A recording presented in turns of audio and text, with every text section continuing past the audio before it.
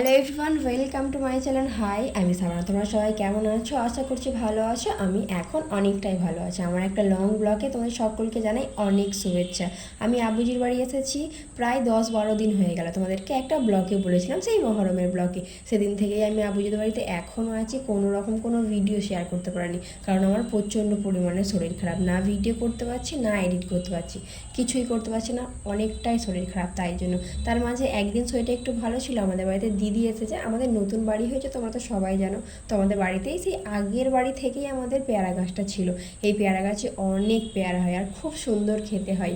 তো দিদিকে বললাম, চলো আজ একটু পেয়ারা মাখা করা যাক। আমার শরীর খারাপ বলে তো ওরা রোজই আসছে আমাদের বাড়িতে আমার সঙ্গে দেখা করতে, আর আমি ওদের সঙ্গে একটু সময় কাটাচ্ছি। ভালো করে গল্প করতে পারছি না, আমি শুয়ে থাকি, ওরা আমার সঙ্গে গল্প করে যায়, কথা বলে যায়, অনেকটাই ভালো লাগে। এখানে এসে মেয়েকেও না ভালো করে দেখতে পাচ্ছি, না কিছু করতে পারছি। আব্বুর বাড়িতে এলে আমি তোমাদের সঙ্গে কত ভিডিও শেয়ার করি, কিন্তু এখন একদমই পারছি না, কারণ প্রচণ্ড শরীর খারাপ। এত শরীর খারাপ, আমি কিছুই করতে পারছি না। আমার হাজব্যান্ডও আসছে, রোজ দেখা করে যাচ্ছে, কারণ শরীর খারাপ, সেও দূরে থাকতে পারছে না, তারও কষ্ট হচ্ছে। আবার মেয়েকে ছেড়ে থাকতে তো অনেকটাই কষ্ট হয়। কথা বলতে বলতে দেখো পেয়ারা পেরে ধুয়ে নিয়ে আমার দিদি তো কাটতে শুরু করে দিয়েছে। হাতে ছুরি পড়েছে, কত সুন্দর লাগছে পেয়ারা কাটার সময়, বলো দিদির হাতটা।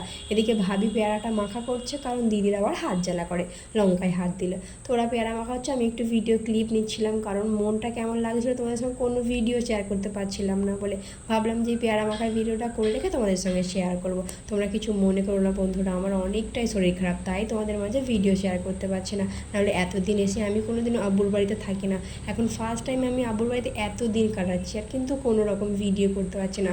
আমার যে আমার দেখাশোনা করছে, মেয়ের দেখাশোনা করছে, এই ফাঁকে আমি কিচ্ছুই করতে পারছি না। তোমরা সবাই মিলে একটু দোয়া করো যাতে আমার শরীরটা তাড়াতাড়ি সুস্থ হয়ে যায়। বসে সবাই মিলে ওয়েট করছি যে কখন পেয়ারা মাখাটা হবে আর আমি খাবো। এদিকে আমার আম্মাজির কথা মনে করলে না আমার অনেকটাই কষ্ট হয়, কারণ নিজে হাতে একাতে সব সামলাচ্ছে।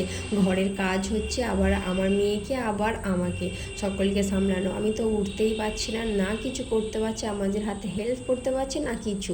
মেয়েকেও নিতে পারছি না। যদি একটু মেয়েকে আমি খাইয়ে দিলাম তাহলে আমার যে একটু কাজটা হয়তো কম হতো, কিন্তু তাও পারছি না। নিজেই রান্না করছে, নিজেই খাওয়াচ্ছে, জামা কাপড় কাচা, আমাকে দেখাশোনা করা, ওষুধ খাওয়ানোর টাইমও তো কত কী না করছে। সত্যি আমার আম্মাজির আল্লাপাক একটা আলাদাই শক্তি দিয়েছে। হ্যাঁ, সব মায়েদেরই থাকে আলাদা একটা শক্তি। আমরাও মা হয়েছি, এরকম বয়স পেলে হয়তো আমাদেরও এরকম আলাদা একটা শক্তি হবে। মেয়েকে দেখা, মেয়ের পরিবারকে দেখা, অনেক কিছুই করতে পারবো। কিন্তু আমার আম্মাজিকে দেখে এখন আমার গর্ব হয় যে সত্যি আমার আম্মাজির নাম্বার 1, যে আমার জন্য এত কিছু করে। এত কষ্টের মাঝেও আম্মাজির নাম করতে ভুলবই না, কারণ উনি আমার জন্য আমার পৃথিবী। সত্যি আমার কিছু হয়ে গেলে হয়তো সবাই অনেকটাই কষ্ট পাবে। আমার তার সঙ্গে সঙ্গে আমার হাজব্যান্ডও আমাকে অনেকটাই ভালোবাসে। তিনিও রোজ রোজ এসে আমাকে দেখে যান, কিন্তু তাও একসঙ্গে থাকতে পারলে একটু ভালো হতো। এখন শরীর খারাপ, আমি কতদিন এখানে থাকবো তাও বলতে পারবো না। সবাই আমার জন্য দোয়া করো, আমি পেয়ারা মাখা খাই। আমার ভিডিও তোমরা দেখতে থাকো বন্ধুরা। Bye bye.